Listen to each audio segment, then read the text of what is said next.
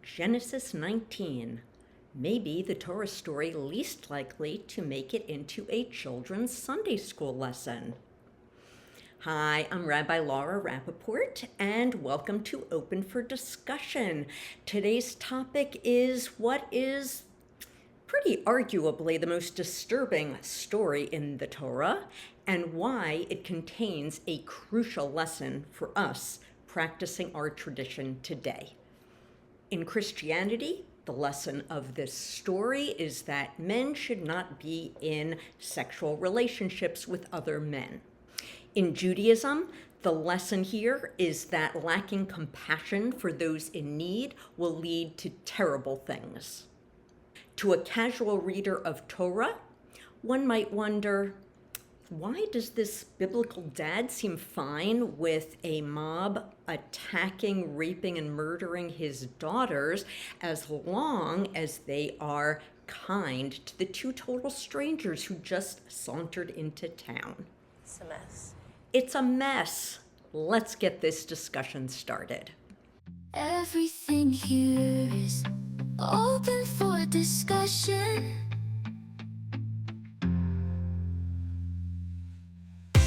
Let's look at this Torah text from Genesis 19. I believe that this messed up story contains a core lesson that is very relevant to today. Here's part of the text. The visitors/angels had not yet lain down when the townspeople, the men of Sodom, young and old, all the people to the last man, gathered about the house. And they shouted to Lot, and they said to him, "Where are the men who came to you tonight? Bring them out to us, that we may rape them." So Lot went out to them, to the mob, to the entrance, shut the door behind him, and said, "I beg you, my friends, do not commit such a wrong. Look, I have 2 daughters who have not yet known a man. Let me bring them out to you, and you may do to them as you please. But please do not do anything to these men, since they have come under the shelter of my roof." But the mob said about Lot, "Stand back. This fellow, he came here as an immigrant, and already look at him, he's acting the ruler. Now we will deal worse with you than with them." And they pushed hard against Lot and moved forward to break down the door. Okay, let's look at what Christianity has done with this piece of the story, and then at what Judaism has to say about it. Augustine of Hippo, whose thoughts and writings shaped Western Christianity, wrote that the sin of Sodom is lewdness among males.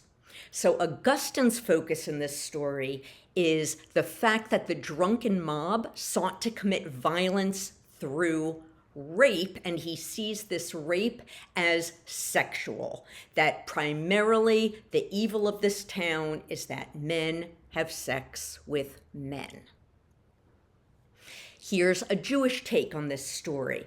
Later in the Bible, in the book of Ezekiel, God says, "This was the wickedness of Sodom: pride, bread in abundance, and thoughtlessness was theirs and their children's, and they did not strengthen the position of the poor and the needy.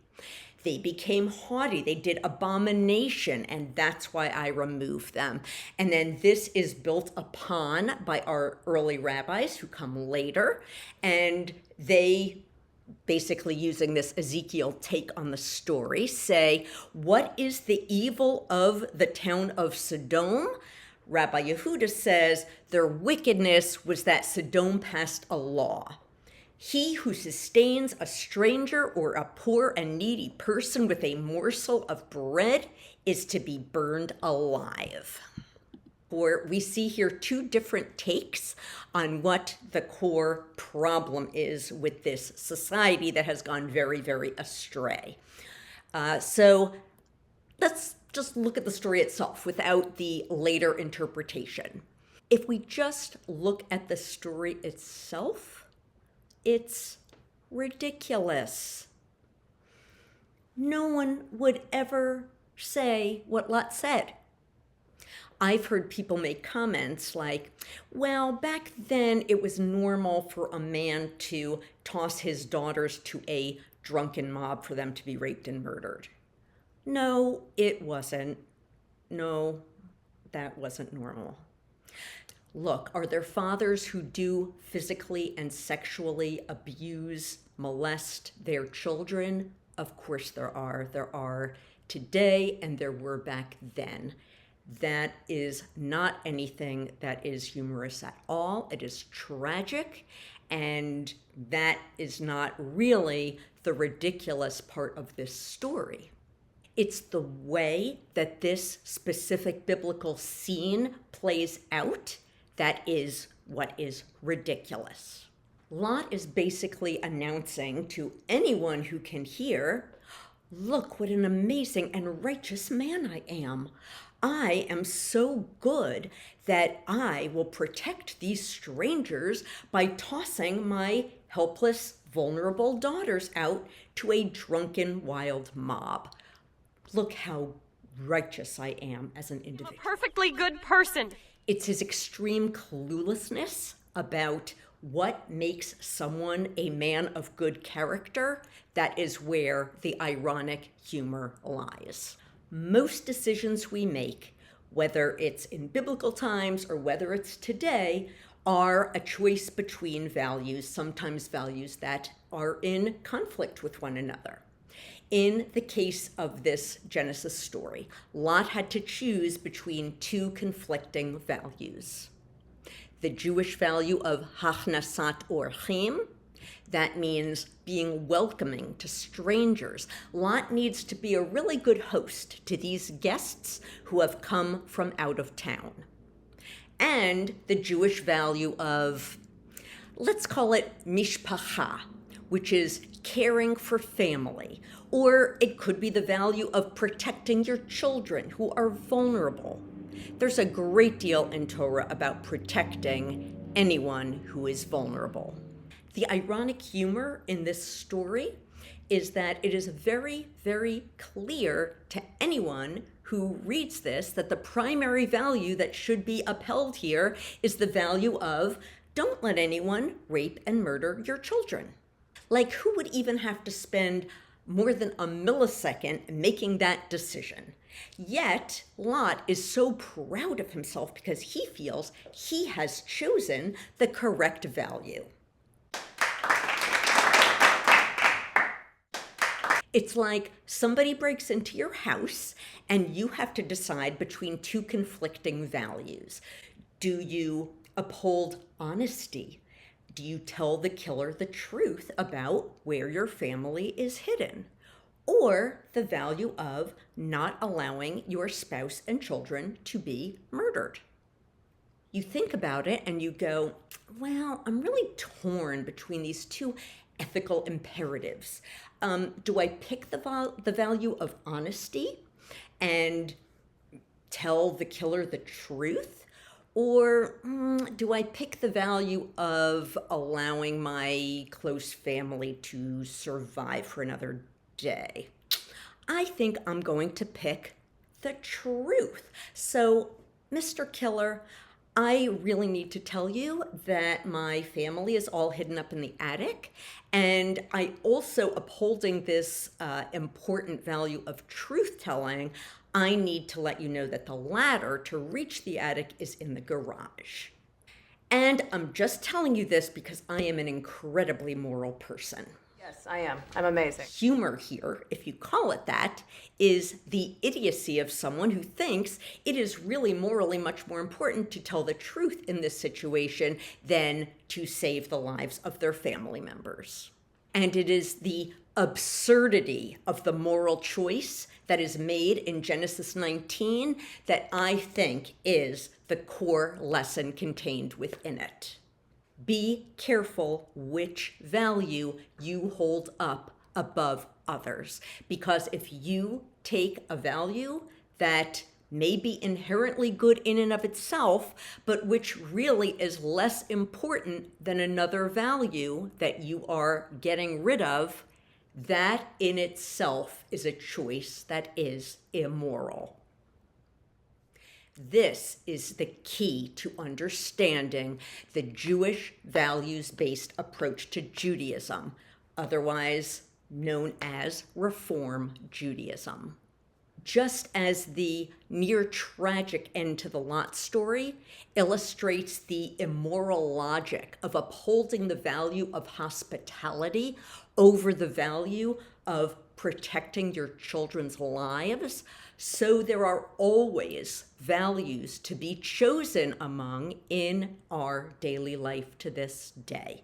And we need to be careful that we are making the right choice, the choice that is ultimately reflecting the most important value.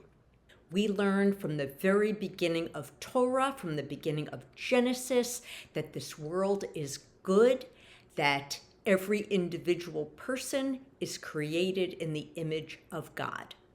We learn from this that it is our responsibility to help enable every unique individual to live their best life, to shine their light in their own unique way.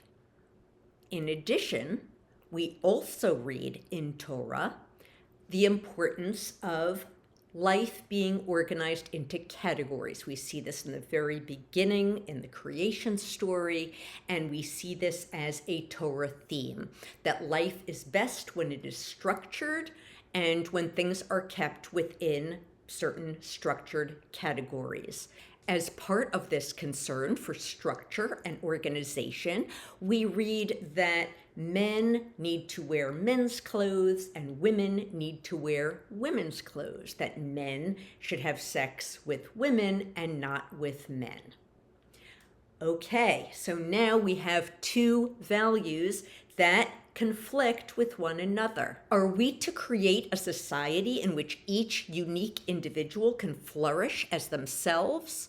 Or do we create a society in which each individual must be forced into an arbitrary box, even if it oppresses them and makes them live their years out in misery?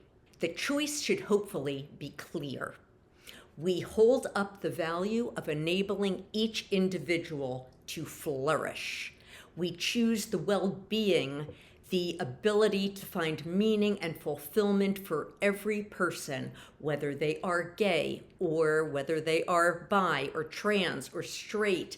It is the Jewish value that must be held up as ultimately the more important. Teaching that Judaism values putting everyone in an arbitrary box over the ability of every individual to flourish is the moral equivalent of the biblical figure of Lot. It is the immoral choice.